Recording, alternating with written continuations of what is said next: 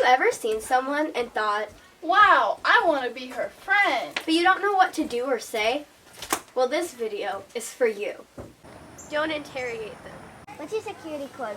What's your social security number?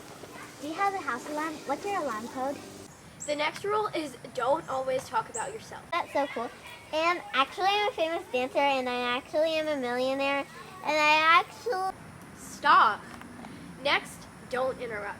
If you interrupt someone, they will be sad and frustrated. How's your day? I like cupcakes! Next, don't say everything is dumb. Dogs are really dumb. Who likes dogs? Don't stare people down.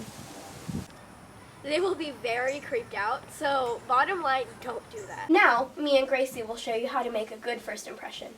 I don't think I met you before. What's your name? My name's Abby. What's your name? My name's Gracie. Now you can make a connection to where you are. For example, we're at school, so I can say, what grade are you in? I'm in 5th grade. And you? I'm in 6th grade. Well, it was nice meeting you today.